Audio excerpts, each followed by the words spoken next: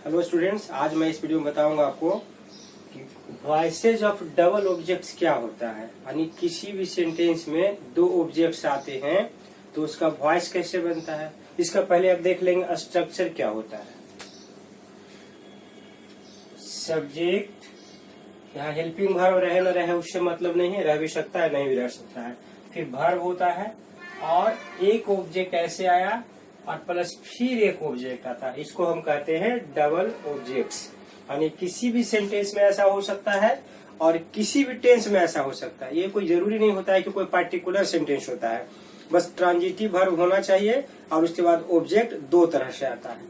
लेकिन ध्यान में क्या रखना है कि वर्ब के जो तुरंत बाद आता है इसको कहते हैं इनडायरेक्ट ऑब्जेक्ट। इसको आप कह देंगे इनडायरेक्ट ऑब्जेक्ट।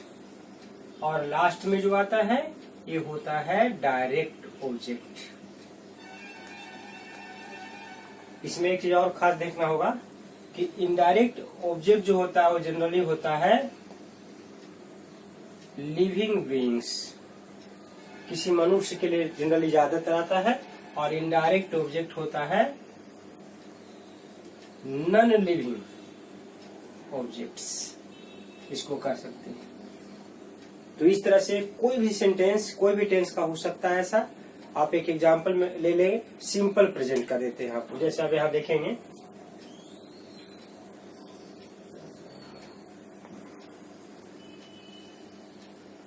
आप लिख लेंगे सीधे सिंपल प्रेजेंट। इसमें हम कर देते हैं यहाँ डबल ऑब्जेक्ट्स। सिंपल प्रेजेंट का आप देख लें कि सिंपल प्रेजेंट में अगर डबल ऑब्जेक्ट का आता है तो हम कैसे बनाते हैं। He gives me some information। Suppose हम ऐसे लिख दिए। टेंस की बात आप ध्यान मत रखें, टेंस तो जैसे बताया सब वैसे ही बनेगा, इसमें कुछ आपको नया नहीं करना है। यहाँ पर मेन क्या देखना है, देखिए आप इसको क्या करेंगे, सब्जेक्ट है, यहाँ V5 है, V1 V2 जो भी रहे उससे मतलब नहीं है, क्योंकि सिंपल प्रेजेंट का बतला रहे हैं, इसलिए जब भी आएगा तो V1 या V5 आएगा। यहाँ V5 है, यहाँ एक ऑब्जेक्ट ये हो गया और एक ऑब्जेक्ट ये हो गया। जैसा कि ऊपर मैंने बताया अभी तुरंत कि वर्ब के तुरंत बाद जो आता है उसको कहते हैं इनडायरेक्ट ऑब्जेक्ट, और बाद में जो आता है ये हो गया डायरेक्ट ऑब्जेक्ट, इसको आप कह देंगे इनडायरेक्ट ऑब्जेक्ट। बस यही ध्यान देना है। अब वॉइस बनाते हैं कैसे, इसको हम ऐसे दोनों से बना सकते हैं, ये कोई समस्या नहीं, लेकिन थोड़ा सा कहीं ना कहीं चेंज आता है। मान लिया कि पहले हम इनडायरेक्ट ऑब्जेक्ट से लेते हैं तो यहाँ पर एक चीज ध्यान क्या देना है, टेंस को भी ध्यान रखना पड़ेगा। अब जैसे सिंपल प्रेजेंट का है तो हम देखेंगे सिंपल प्रेजेंट का कैसे बनता है, फॉर्मेशन सब वही रहेगा, केवल स्टार्ट करेंगे कि हम इनडायरेक्ट ऑब्जेक्ट से ले रहे हैं। तो इनडायरेक्ट से लेंगे तो क्या होगा, इसका रूप पहले देख लेंगे आप कि ऑब्जेक्ट का यहाँ हो जाता है सब्जेक्ट, आई हो गया। अब चूंकि टेंस क्या है, सिंपल प्रेजेंट, सिंपल प्रेजेंट का जब वॉइस बनाते हैं तो इज एम आर का प्रयोग होता है। यहाँ सब्जेक्ट आई है तो आई के साथ हमने लगा दिया एम। फिर कहता है V3 फॉर्म, तब V3 क्या है, गिव है, तो गिव का V3 फॉर्म हो जाता है गिवन। और उसके बाद देखिए ये तो हट गया ना, बच गया क्या, डायरेक्ट ऑब्जेक्ट। तो डायरेक्ट ऑब्जेक्ट जो बच गया तो वर्ब के तुरंत बाद इसको रख देते हैं। यहाँ डायरेक्ट ऑब्जेक्ट है सम इंफॉर्मेशन। फिर आता है प्रीपोजिशन, तो प्रीपोजिशन यहाँ बाई लगा दी। फिर बचा क्या, सब्जेक्ट, तो सब्जेक्ट यहाँ कर दिए हिम। देखिए I am given some information by him, ये बन गया इनडायरेक्ट ऑब्जेक्ट से। अगर इसी को हम बनाते हैं डायरेक्ट ऑब्जेक्ट से, कैसे बनेगा, तो हम पहले इसको ले आते हैं, यहाँ रखते हैं सम इंफॉर्मेशन, पहले रख दिए, ये सब्जेक्ट बन गया। अब इसको भी हम कुछ नहीं किए हैं। यानी अगर इनडायरेक्ट ऑब्जेक्ट को हम वहीं पर छोड़ दे तब कैसे बनता है, तो सम इंफॉर्मेशन। अब इसके अनुसार देखेंगे सिंपल प्रेजेंट का इज एम आर में, तो चूंकि थर्ड पर्सन सिंगुलर में आता है तो यहाँ हम लगा देंगे इज लगा देंगे, ये हो गया सम इंफॉर्मेशन इज। फिर वर्ब क्या है, गिवन है, तो गिवन हो गया। अब यहाँ देखिए यहीं पर एक चेंज आता है, ध्यान में रखेंगे कि अगर इनडायरेक्ट ऑब्जेक्ट को अपने प्लेस पर छोड़ दिया जाए तो इसके पहले टू लगा देते हैं। देखिए ऐसे, यहाँ देखिए क्या है, मी है ना, तो टू मी, यानी given to me. Some information is given to me. फिर क्या लास्ट में बचा, प्रीपोजिशन। तो प्रीपोजिशन जो है आपका लगा दीजिए, बाई हो गया और सब्जेक्ट का यहाँ ऑब्जेक्ट फिर से आ गया। तो यहाँ देखिए हो गया him. Some information is given to me by him. ये सिंपल प्रेजेंट का है। चलिए इसी तरह से एक और बताते हैं सिंपल पास्ट का। आप यहाँ समझना है आपको, किसी भी टेंस का बना सकते हैं। मैंने कि बस एग्जाम्पल के रूप में आपको बतला रहा हूँ। किसी भी तरह के सेंटेंस देंगे, केवल उसमें डबल ऑब्जेक्ट होना चाहिए। रूल इसी का चलेगा, जैसे सिंपल प्रेजेंट बतला रहे हैं तो सिंपल प्रेजेंट का रूल फॉलो करेंगे, उससे कोई दिक्कत तो है नहीं। अब जैसे देखिए सिंपल पास्ट की बात करते हैं। दे टाउट अस इंग्लिश। सबसे पहले आप सेंटेंस को पहचान लेंगे। यहाँ क्या है, यह है सब्जेक्ट। टाउट, टाउट क्या है, V2 है, और ये हो गया एक ऑब्जेक्ट यहाँ और एक ऑब्जेक्ट वहाँ। जैसा कि मैंने पहले बताया आपको कि फर्स्ट जो भी ऑब्जेक्ट आता है उसको कहते हैं इनडायरेक्ट ऑब्जेक्ट। यहाँ पर ऐसे कर देंगे, इनडायरेक्ट ऑब्जेक्ट हो गया, और लास्ट में जो आता है ये होता है डायरेक्ट ऑब्जेक्ट। अब इसको देखेंगे कैसे चेंज करेंगे। हम किसी से बना सकते हैं, यहाँ पर भी वही बस फॉर्मूला चलेगा। जैसे अस है तो अस को यहाँ पर हम कर देते हैं सब्जेक्ट के रूप में, तो वी हो गया। फिर टेंस देखना पड़ेगा, सिंपल पास्ट है। सिंपल पास्ट का जब वॉइस बनाते हैं तो इसमें वाज वर का प्रयोग होता है। तो यहाँ पर हम क्या करेंगे, वी है तो वी के साथ वर लगा दिए। फिर वर्ब का पोजीशन आता है, तो वर्ब का V3 फॉर, तो टीच, टाउट, टाउट, V3 भी सेम रहता है। तो सेम यहाँ पर है, यानी हमको V3 लिखना है। अब यहाँ क्या रहेगा उसका मतलब नहीं है, V3 लिखना है तो टाउट लिख दिया। अब अस जो है तो अस तो यहाँ आ गया वी। अब बचा क्या, एक वैकेंट प्लेस हो गया, तो बचा इंग्लिश, तो इंग्लिश यहाँ पर लिख दिए। उसके बाद देखिए क्या है, सब्जेक्ट आपका बचा हुआ। सब्जेक्ट को ऑब्जेक्ट में भी तो ले जाना है ना, तो प्रीपोजिशन बाई लगाते हैं और दे का यहाँ पर कर देते हैं them. We were taught English by them. अब इसी को बनाते हैं, इससे इंग्लिश से बनाते हैं। अब जैसे इंग्लिश से बनाते हैं तो कर देंगे इंग्लिश, इंग्लिश सिंगुलर में है तो सिंगुलर में है तो इसके साथ लगा देंगे वाज। फिर V3 फॉर्म में आता है तो यहाँ लगा देंगे टाउट। अब देखिए क्या कर रहे हैं, इसको कुछ नहीं हम किए, वहीं छोड़ दिए। तो जब छोड़ दिए तो इसके बाद यहाँ पर 2 प्लस और ऑब्जेक्ट जो भी रहेगा लिख देंगे। English was taught to us, किसके द्वारा, तो फिर प्रीपोजिशन आ जाता है, तो यहाँ बाई लगा दिए और दे का यहाँ बना देते हैं देम। देखिए इंग्लिश वाज। अब यहाँ देखेंगे, आप फ्यूचर में देख ले, सब कुछ हम फ्यूचर का देते हैं, सिंपल फ्यूचर। अब इसका सेंटेंस हम देखते हैं कैसे बनेगा। He will give us some rupees.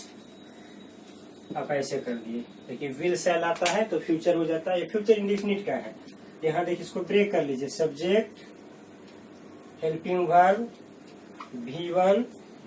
अब यहाँ देखिए 2 ऑब्जेक्ट फिर आया, तो ये हो गया इनडायरेक्ट ऑब्जेक्ट और ये हो गया डायरेक्ट ऑब्जेक्ट। ऐसे कर दिए।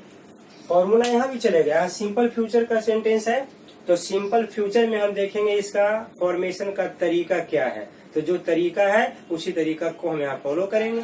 तो यहाँ पर पहले क्या करेंगे, तो पहले देखिए इससे हम बना के देखते हैं, उसके बाद इससे भी देखेंगे। अस है तो अस को यहाँ पर ले आते हैं तो क्या हो जाता है, सब्जेक्ट में वी हो जाता है, वी है। अब वी के अनुसार हम सोचेंगे शैल विल, इसमें शैल विल का कंसेप्ट आता है। ही थर्ड पर्सन के साथ विल आया तो वी के साथ हम जनरली शैल लगाते हैं। विल भी बहुत जगह लगाते हैं तो ऐसा कोई दिक्कत नहीं है, तो यहाँ लगा दीजिए शैल। फिर उसके बाद इसमें रूल होता है कि बी आता है तो यहाँ बी लगा दिए, हो गया वी शैल बी। फिर वर्ब का पोजीशन है V1 है, V1 को यहाँ V3 फॉर्म में करना है, गिवन। ये प्लेस आपका वैकेंट हो गया क्योंकि इसको तो हमने यहाँ रख दिया। तो जब यहाँ रख दिया तब तो बच गया, क्या बचा, तो इनडायरेक्ट ऑब्जेक्ट हो गया, अब डायरेक्ट ऑब्जेक्ट बच गया। तो यहाँ लिख देंगे सम रुपीज। फिर पोजीशन का आता है तो बाई लगा दिए और सब्जेक्ट ही, तो ही का सब्जेक्ट यहाँ हिम कर दिए। We shall be given some rupees by him. अब इसको देखना है इससे बना करके, सम रुपीज से बना के। सम रुपीज को हम सब्जेक्ट बना देते हैं। सम रुपीज।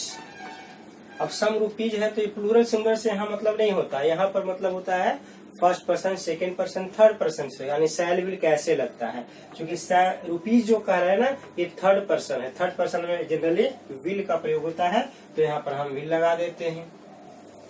विल के बाद हमेशा वी आएगा ही, V3 तो आएगा ही, यहाँ तक देखिए आ गया। इसको जो है इसको यहीं पर हमने छोड़ दिया, यानी क्योंकि हम बना रहे हैं किससे, डायरेक्ट ऑब्जेक्ट। जब डायरेक्ट ऑब्जेक्ट से बना रहे हैं तो इनडायरेक्ट ऑब्जेक्ट तो वहीं रह गया, जब वहीं रह गया तो इसको जब वहीं रखेंगे तो इसके पहले हम ऐसे लगाएंगे टू अस, और फिर बचता है प्रीपोजिशन का, तो बाई लगा दिए, और सब्जेक्ट क्या आ रहा है, सब्जेक्ट आ रहा है ही, तो ही का यहाँ ऑब्जेक्ट फॉर्म कर दिए ही। Some rupees will be given to us by him, ऐसे देख सकते हैं। चलिए एक सेंटेंस और हम देखते हैं। मान लिया कि हम ले लेते हैं प्रेजेंट कंटिन्यूअस का, किसी का भी ले सकते हैं, इसका डबल ऑब्जेक्ट हम देखते हैं इसमें कैसे बनता है। They are giving me some money. अच्छा एक चीज और ध्यान देंगे, इसमें इंट्रोगेटिव भी बना सकते हैं, यस नो क्वेश्चन बना सकते हैं, डब्ल्यू को इस क्वेश्चन से सबसे बना सकते हैं, ऐसा कुछ नहीं, सारा फॉर्मेशन वही रहेगा, स्ट्रक्चर केवल वैरी करता है इंट्रोगेटिव में या निगेटिव में, बस बाकी सब कुछ बना सकते हैं। अब यहाँ देख रहे हैं ये सेंटेंस पहले हम पहचान लेंगे। सेंटेंस पहचान लिया कि is M R plus V4 है, तो इससे पता चल गया क्या कि ये प्रेजेंट कंटिन्यूअस का है। यहाँ पर इसको ब्रेक करें पहले, सब्जेक्ट हेल्पिंग वर्ब V4 है या कोई भी वर्ब फॉर्म हो उससे नहीं मतलब है, ये हो गया ऑब्जेक्ट, यहाँ देखिए यहाँ फिर ऑब्जेक्ट हो गया, तो फिर इसको हम बांट देंगे इनडायरेक्ट और डायरेक्ट ऑब्जेक्ट में, ऐसे बांट दिए।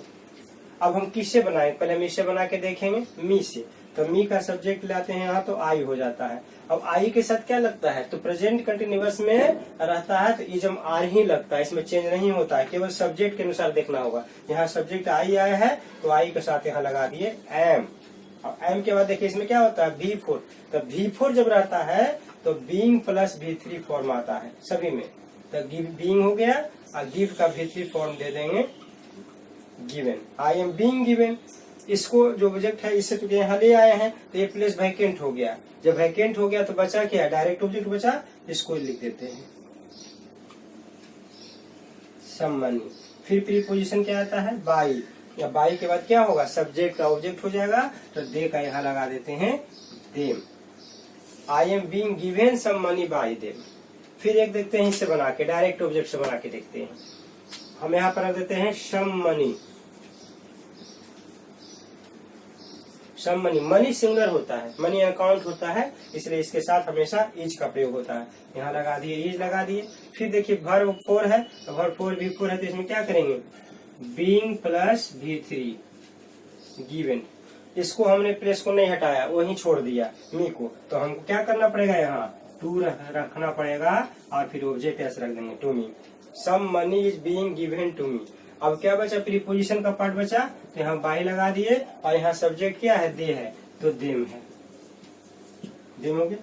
तो इस प्रकार से किसी भी सेंटेंस का जिसमें कि डबल ऑब्जेक्ट हो उसको आप दो तरह से बना सकते हैं, बस यही ध्यान रखना इसमें होता है कि अगर डायरेक्ट ऑब्जेक्ट से आप बनाते हैं तो टू प्लस इनडायरेक्ट ऑब्जेक्ट होना चाहिए, लेकिन अगर इनडायरेक्ट ऑब्जेक्ट से बनाते हैं तो कोई भी प्रीपोजिशन अलग से देने की जरूरत नहीं है। बस इसमें यही ध्यान देना है कि आप इंट्रोगेटिव में यस नो क्वेश्चन बना सकते हैं, नेगेटिव बना सकते हैं, हु से भी बना सकते हैं, सभी से बना सकते हैं, प्रोसेस सब वही रहेगा, केवल बस यही ध्यान देना है कि किससे हमें बनाना है।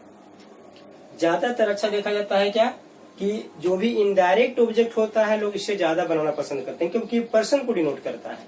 लेकिन अगर हमें मनी को दिखाना इम्पोर्टेंट है, यानी कहने का मतलब ये हुआ कि जिसको आप ज्यादा इम्पोर्टेंट बनाना चाहते हैं आप उससे बना लें, दोनों से सही होगा क्योंकि दोनों ऑब्जेक्ट है। थैंक्स।